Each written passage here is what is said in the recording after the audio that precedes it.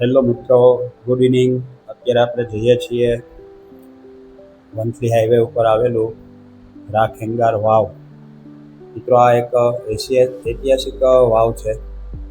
આપણે ત્યાં રૂબરૂ જઈએ છીએ, તો ચાલો મારી સાથે આપણે ઘૂમો ફિરો લોગમાં, જેડી ઘૂમો ફિરો લોગમાં સાથે જ જઈએ અને સાથે આનંદ માણીએ. તો આપ સર્વે મારી સાથે જ આવો. મિત્રો, આ એક ઐતિહાસિક સ્થાન છે કે જ્યાં આપણને જોવું ગમે અને આપણને ત્યાં આખી વાવ જોવાથી ખ્યાલ આવશે કે આજે પણ આપણો ઐતિહાસિક વારસો જળવાઈ રહ્યો છે. મિત્રો, હવે આપણે અહીંયા મેઇન ગેટ સુધી પહોંચી ગયા છીએ. આ એગ્રીકલ્ચરનો એક ભાગ છે, એની બાજુમાં જ આ રાખેંગારની વાવ આવેલી છે. તો અહીંયા આપણે બહારની સાઈડમાં મિત્રો આ એનો મેઇન ગેટ છે જવાનો. આ વંથલી હાઈવે ઉપર આવેલો આ ભાગ છે. તો અહીંયા એક લોખંડની જાળી છે, ત્યાંથી આપણે મેઇન ગેટમાંથી અંદર જવાય છે. હવે આપણે અંદર પ્રવેશ કર્યો છે દરવાજામાં.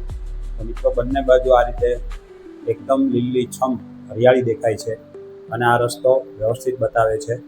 અહીંયાથી આપણે લેફ્ટ સાઈડમાં જવાનું થશે. તો ગાડી મારી સાથે જ છે. મિત્રો, આપણે અહીંયા ગ્રાઉન્ડમાં પહોંચી ગયા છીએ, હવે નજીક જ છે. અહીંયા એક હનુમાનજીની ડેરી પણ છે. તો આ હનુમાનજી અહીંયા ઝાડ નીચે બિરાજમાન છે. ડેરી નથી પણ કોટા ઉપર બિરાજમાન છે. તો આપણે એને પણ વંદન કર્યા. જય મહાબલી બજરંગબલી. હવે આપણે મિત્રો આગળ જઈએ છીએ. તો અહીંયા આ જે રાખેંગારની વાવ છે એનો જે ઇતિહાસ કહેવાય કે અહીંયા આ સરકારી એકમોએ બોર્ડ લગાવેલું છે. તો એમાં પણ તમે વિગત વાંચો તો તમને ખ્યાલ આવશે કે ખરેખર આપણો ઐતિહાસિક સ્થાનો પણ આપણને ઘણી પુરાણી યાદો આપે છે. અને મિત્રો, રાખેંગાર એટલે રજવાડું હતું. એ સમયનું આ જૂનાગઢ તો રાખેંગારનું અને રાણકદેવી માતાજી અને આ નવગણ એનાથી જ આ ઓળખાય છે. જૂના વખતમાં જૂનો ગઢ કહેવાતો એટલે જૂનાગઢ નામ પડ્યું છે. તો મિત્રો, આ બધો પણ ઇતિહાસ ભવિષ્યમાં હું આપને બીજા કોઈ ઐતિહાસિક બાબતમાં ખાસ જણાવીશ. મિત્રો, અત્યારે આપણે વંથલી હાઈવે ઉપર આવેલ આ વાવ જે રાખેંગાર વાવથી ઓળખાય છે એનો આમાં ઇતિહાસ થોડો ઘણો લખેલો છે. તો મિત્રો, આવો આપણે બધા સાથે મળી અને આ ઐતિહાસિક સ્થાનનું શું મહત્ત્વ છે એ પણ આપણે જોઈએ અને એ જમાનામાં શું વ્યવસ્થા હતી એ પણ આપણે જોઈએ. તો મિત્રો, આવો મારી સાથે. આપણે હવે આના પગથિયા ઉતરવા પડશે. આ બહારની સાઈડથી આપણે વહેલા અંદર પ્રવેશ કરીએ છીએ. આ આખી વાવની જગ્યા છે મિત્રો. બંને સાઈડમાં પાળી છે અને ઉપર એક મઢુલી જેવું છે જે એ રજવાડાની કોઈ એ સમયની જ મઢુલી છે. તો મિત્રો, આપણે અંદર હવે પ્રવેશ કરીએ છીએ. આવો જેડી ઘૂમો ફિરો વ્લોગ્સમાં આપ સૌનું હાર્દિક સ્વાગત છે મિત્રો. હવે આપણે અહીંયા મિત્રો આજે આપણા ઘરોમાં નળ અને બોરવેલ છે, પરંતુ ત્યારે લોકો માટે વાવ એની જીવન રેખા હતી. ગામના લોકો અહીં પાણી ભરવા આવતા અને મુસાફરો પણ આરામ કરતા અને સામાજિક મિલનનું પણ આ એક મહત્ત્વનું સ્થળ હતું. આપણી એ જમાનામાં બેન દીકરીઓ આ વાવની જગ્યાએ આવી અને પોતાના સુખ દુઃખની વાતો પણ એકબીજી બેનપણીને કહેતી. આ બાજુમાંથી જવાય એવો ફરતી બાજુનો એક ગોળાકારમાં રસ્તો છે અને એ જમાનામાં ફરતી બાજુના રસ્તા હતા. તો આ રજવાડાના સમયનું આ વાવ છે રાખેંગારની. તો મિત્રો, આપણે જો ધ્યાનથી નિહાળીએ તો આપણને એવું જાણવા મળશે કે મિત્રો, અહીંયા આજે આપણે જૂનાગઢ જિલ્લાના વંથલી હાઈવે ઉપર આવેલ એક ઐતિહાસિક ધરોહર રાખેંગારના વાવની દર્શન કરવા આવ્યા છીએ. તો આ વાવ માત્ર પાણીનો સ્ત્રોત નથી, પરંતુ આપણા સૌરાષ્ટ્રના ગૌરવશાળી ઇતિહાસ, સ્થાપત્ય કળા અને પ્રાચીન જળસંચય પદ્ધતિનું જીવંત ઉદાહરણ છે. મિત્રો, સૌ પ્રથમ જાણીએ કે વાવ એટલે શું. આજેથી સદીઓ પહેલાં વરસાદી પાણીનો સંગ્રહ કરવા માટે જમીન અંદર ઊંડા પગથિયાવાળી રચનાઓ બનાવવામાં આવતી હતી. આને વાવ કહેવામાં આવે છે. ઉનાળાની કાળઝાળ ગરમીમાં પણ અહીં ઠંડક રહેતી હતી અને લોકોને પીવાનું પાણી સરળતાથી મળતું હતું. હવે વાત કરીએ આપણે રાખેંગાર વિશે. તો મિત્રો, રાખેંગાર ચુડાસમા વંશના પ્રસિદ્ધ રાજાઓમાંના એક માનવામાં આવે છે અને જૂનાગઢ અને ગિરનાર વિસ્તારના ઇતિહાસમાં તેમનું મહત્ત્વનું સ્થાન છે. અને આ વાવનું નામ પણ તેના નામ સાથે સંકળાયેલું હોવાથી તેને રાખેંગાર વાવ તરીકે ઓળખવામાં આવે છે. લોકવાર્તાઓમાં તેનું નામ શૌર્ય, પ્રજાપ્રેમ અને લોક કલ્યાણ સાથે રાખેંગારનું નામ જોડાયેલું છે. તો મિત્રો, હવે આપણે આ બાબતમાં વિશેષ જાણીએ કે આ વાવની રચના ખૂબ જ વિચારીને કરવામાં આવી હતી. નીચે ઉતરતા પહોળા પગથિયા, બંને બાજુ પથ્થરના મજબૂત થાંભલા અને અંદરનું ઠંડુ વાતાવરણ પ્રાચીન ઇજનેરી કળાની સાબિતી આપે છે. મિત્રો, અહીંયા આવા સ્થળોની મુલાકાત લેતી વખતે આપણે કેટલીક બાબતોનું ધ્યાન પણ રાખવું જોઈએ. મિત્રો, ક્યાંય કચરો ન ફેંકવો જોઈએ, દિવાલો પર નામ ન લખવા જોઈએ અને ઐતિહાસિક સ્મારકોને કોઈ નુકસાન ન પહોંચાડવું જોઈએ. આ આપણી સાંસ્કૃતિક અને વારસાની અમૂલ્ય સંપત્તિ કહેવાય છે. તો મિત્રો, આને આપણે જાળવી રાખવી જોઈએ. અંદર વાવની ઉપરના આ બધા ભાગમાં ગોળાઈમાં રસ્તો પણ છે મિત્રો, કે જ્યાં આપણે આગળ પાછળ બધે ચારે દિશામાં ફરતી બાજુ આપણે જઈ શકીએ છીએ.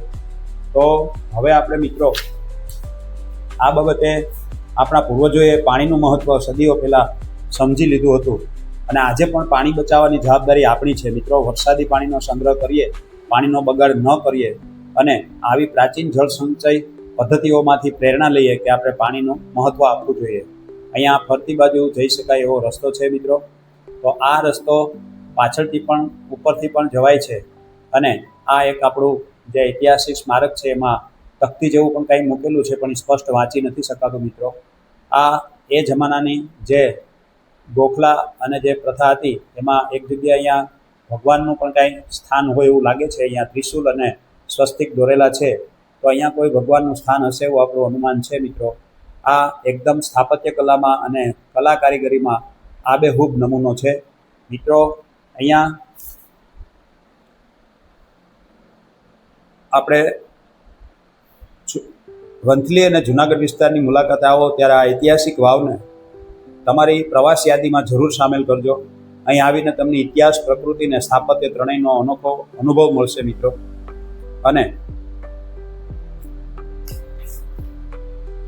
આપણે આ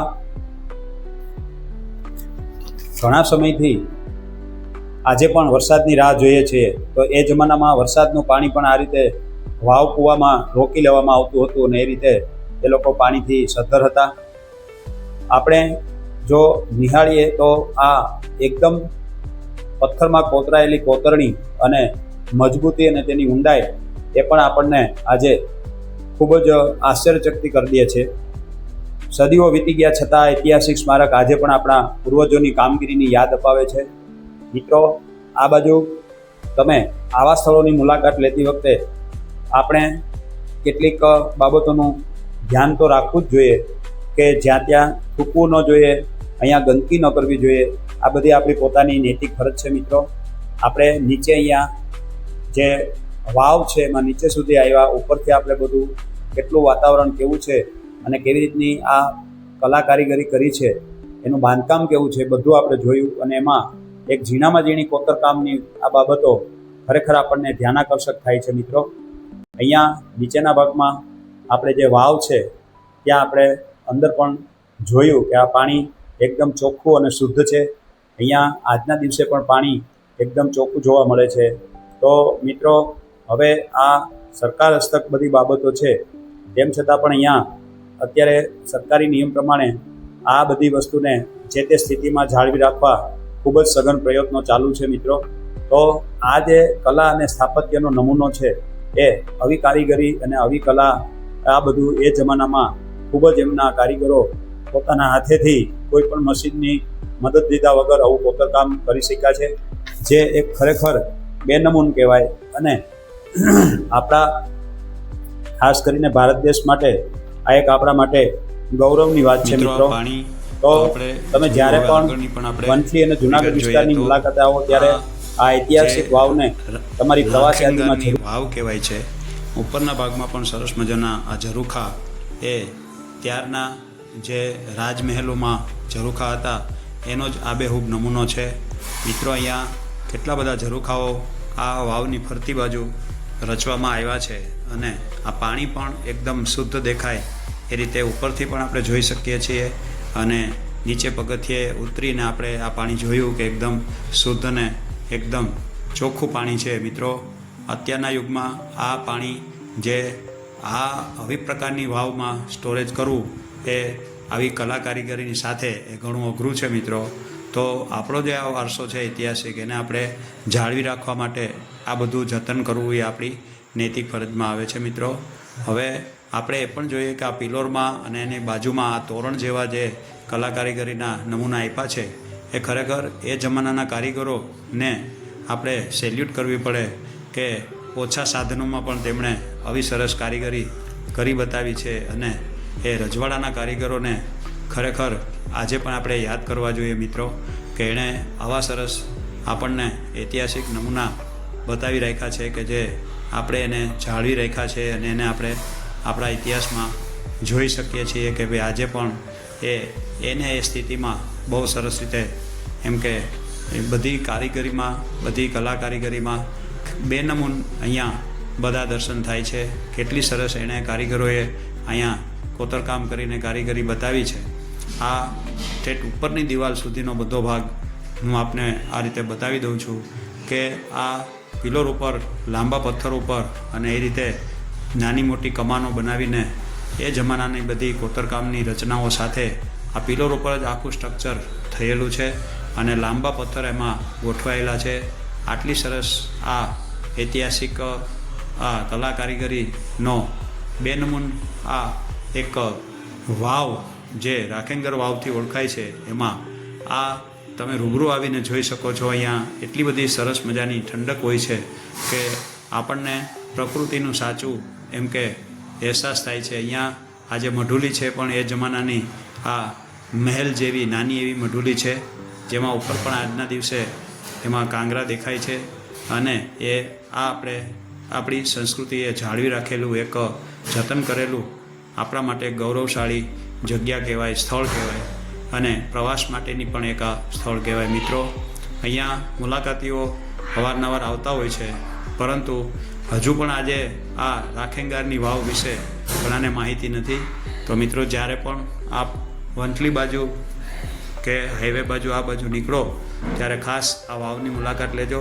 પગથિયાવાળી વાવ છે અને ઉપરના ભાગે પણ આપણે આજુબાજુના ખેતરો હોવાથી મિત્રો અહીંયા એકદમ લીલુંછમ વાતાવરણ જોવા મળે છે. આજુબાજુમાં પણ ઘણા વૃક્ષો એમ કે અહીંયા હોય તો એને લીધે અત્યારે એકદમ ઠંડુ વાતાવરણ જાણવા મળે છે અને આ રીતે એક આપણે ઐતિહાસિક વારસો આવા એક સારા એવા સ્થળમાં જોઈ શકીએ છીએ. આ આખો પૂરેપૂરી વાવનો આ ફોટો છે અને અહીં બાજુમાંથી તમે ફરતી બાજુ આ વાવને એમ કે રાઉન્ડ મારી શકાય એવું ચાલવા માટેની ફૂટપાથ પણ આ રીતે છે મિત્રો. તો એ પણ આપને હું બતાવું છું અને આ બંને પાળીની વચ્ચે આશરે 4 ફૂટ જેટલો પહોળાઈનો રસ્તો જે ફરતી બાજુ આ વાવની ફરતી બાજુ છે તો એ પણ આપણે એક આમાં રાઉન્ડ મારી શકીએ એવી સરસ મજાની આ જગ્યા છે. અને એ જમાનામાં એમણે કેટલું બધું વિચારીને આ કાર્ય કર્યું છે કે આજે પણ એ વસ્તુ આપણને ખૂબ જ એમ કે સારી રીતે જોવા મળે છે. આ જૂનવાણી કાંગરા, આ એ જમાનાનું બાંધકામ, આ મઢુલી, આ એ જમાનાનો જે રાજમહેલની એક નાની એવી એક ઝલક એ પણ આપણે અહીંયા જોઈ શકીએ છીએ મિત્રો. અને આ ત્યારનું જે સ્ટ્રક્ચર છે એ પણ આપણે જોયું. હવે અહીંયા બાજુમાં 2 કુંડ પણ છે. એમાં એક કુંડમાં આપણે જે લાલ કમળ આવે છે એ છે અને બાજુના કુંડમાં પાછું એમ કે ભગવાન વિષ્ણુને અને મહાલક્ષ્મીને પ્રિય છે એવા ગુલાબી અને બાજુમાં આ બીજા કુંડમાં સફેદ કમળ પણ અહીંયા ખીલે છે મિત્રો. આ સફેદ કમળનો આખો કુંડ છે. અહીંયા સફેદ કમળ અત્યારે દેખાય છે આપણને.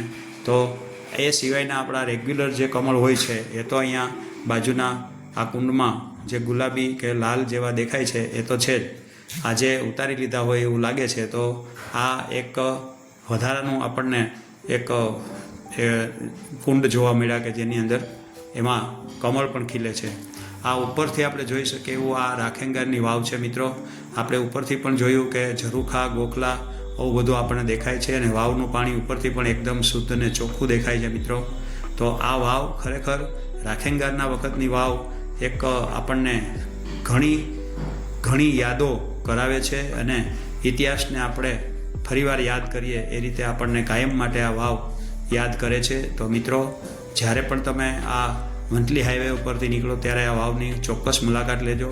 તમારા ફેમિલી મિત્રો વર્તુળ સાથે નીકળજો. આ બાજુ આવો ત્યારે ખાસ આ વાવની મુલાકાત લેજો મિત્રો. અને એનું જે બાંધકામ છે, એનું જે સ્ટ્રક્ચર છે અને એનું જે કોતરકામ છે એ ખરેખર વખાણવા લાયક અને જોવા જેવું છે. અને આ પાછળના ભાગમાંથી પણ આ રીતે એના દરવાજા જે મઢુલી છે એમાં છે. પછી આની પાછળ પણ અત્યારે આ મેઇન જે દરવાજો દેખાય છે એ પણ છે. અને આ રીતે આપણે આ બધું જોયું મિત્રો. તો હવે જો આપને આ મારો વિડીયો પસંદ પડ્યો હોય તો લાઇક, શેર, સબસ્ક્રાઈબ કરજો. અને તમારા બીજા મિત્ર વર્તુળમાં પણ આ વિડીયો તમે મૂકી અને આપણી જે ઐતિહાસિક વારસો છે એ તમે બતાવજો. બાજુમાં પણ આ રીતે ગોળાઈમાં જે આપણે બોર્ડ મારેલું છે ત્યાંથી આપણે શરૂઆત કરી હતી, ત્યાં આપણે પાછા પહોંચી શકીએ એ રીતે ફરતી બાજુ આમાં ચાલી શકાય એવી એક ફૂટપાથ જેવી, એમ કે ચાલી શકાય એવી ફૂટપાથ છે. તો આ રીતે આપણે આખું એમ કે ઐતિહાસિક વારસો જોયો મિત્રો. ફરીવાર મળીએ ત્યાં સુધી આપ સર્વેને જગદીશ ભટ્ટના જય શ્રી કૃષ્ણ, જય મહાદેવ.